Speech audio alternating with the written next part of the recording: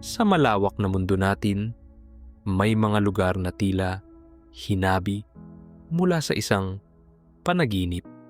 Mga destinasyong kayang hipuin ang ating kaluluwa at ipaalala kung gaano kaganda ang ating planeta. Sa video na ito, bibisitahin natin ang 10 kamangha-manghang lugar na siguradong magpapawaw sa iyo. Isipin mo ang isang mundo sa taas ng ulap, isang misteryosong bundok na tila inukit mula sa alamat. Ang Mount Roraima sa Venezuela ay isang napakataas na tabletop mountain na parang lumulutang sa kalangitan. Sa taas nito, matatagpuan ang kakaibang tanawin ng mga talampas, kakaibang halaman, at mala-fantasy na mga waterfalls. Isa itong lugar na nagbigay inspirasyon sa pelikulang Up ng Pixar. Ang Antelope Canyon sa Arizona, USA ay isang obra ng kalikasan. Dahil sa libu-libong taon ng pagdaloy ng tubig, nabuo ang mga kakaibang hugis sa loob ng makikitid nitong lagusan. Ang sinag ng araw na pumapasok sa pagitan ng mga bato ay nagdadala ng mahiwagang liwanag na parang pumasok ka sa ibang dimensyon. Kung mahilig ka sa dagat, ang Great Barrier Reef sa Australia ay isang paraiso sa ilalim ng tubig. Ito ang pinakamalaking coral reef system sa mundo at tahanan ng libu-libong uri ng isda, koral, at iba pang lamang dagat.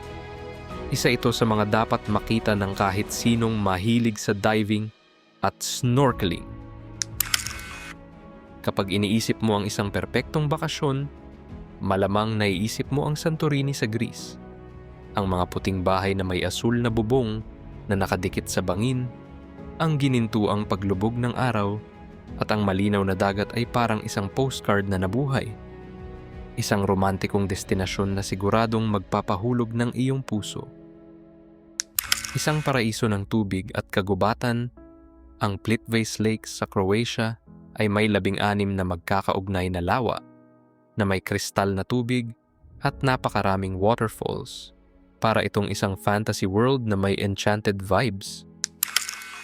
Sa taas ng Andes Mountains sa Peru, matatagpuan ang Machu Picchu, ang naiwang lungsod ng mga sinaunang Inca. Sa kabila ng libu-libong taon, nakatayo pa rin ito bilang isang patunay ng henyo ng sinaunang kabihasnan. Isa itong lugar na magpapaisip sa iyo kung gaano kayaman ang kasaysayan ng mundo. Isa sa pinakamagandang natural na phenomena sa mundo ay ang Northern Lights o Aurora Borealis. Kapag nakita mo ang sayaw ng mga ilaw sa kalangitan ng Norway, Finland o Iceland, para kang nasa isang sci-fi movie. Isang mahiwagang tanawin na hindi mo dapat palampasin. Kung mahilig ka sa kasaysayan, tiyak na maa-amaze ka sa Petra sa Jordan. Ito ay isang sinaunang lungsod na inukit sa pulang bato, kaya tinatawag itong The Rose City. Isa ito sa 7 Wonders of the World at isang patunay kung paano nakagawa ng kamangha-manghang istruktura ang mga tao noon pa mang wala pang modernong teknolohiya. Ang Maldives ay ang perpektong destinasyon para sa mga gustong magpahinga at malasap ang kagandahan ng dagat.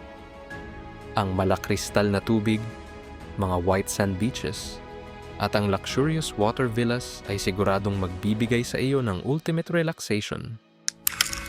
At syempre, hindi maaaring mawala sa listahan ang Great Wall of China, isa sa pinakamalaking estruktura na ginawa ng tao sa buong kasaysayan.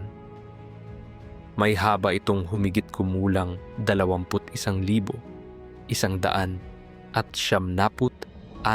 kilometro at itinayo upang protektahan ang Tsina mula sa mga pananakop ng mga tribong nomadiko mula sa Hilaga.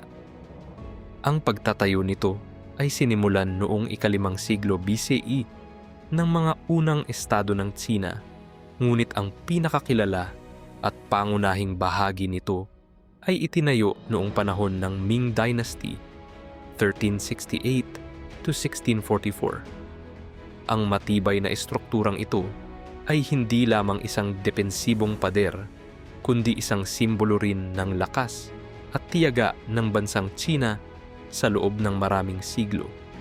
Ang ating mundo ay puno ng hindi kapani-paniwalang kagandahan. Kaya habang may pagkakataon ka, tuklasin mo ang hiwaga ng ating planeta. Alin sa mga lugar na ito ang gusto mong bisitahin? I-comment mo sa baba. At huwag kalimutang mag-like, mag-subscribe at i-share ang video na ito.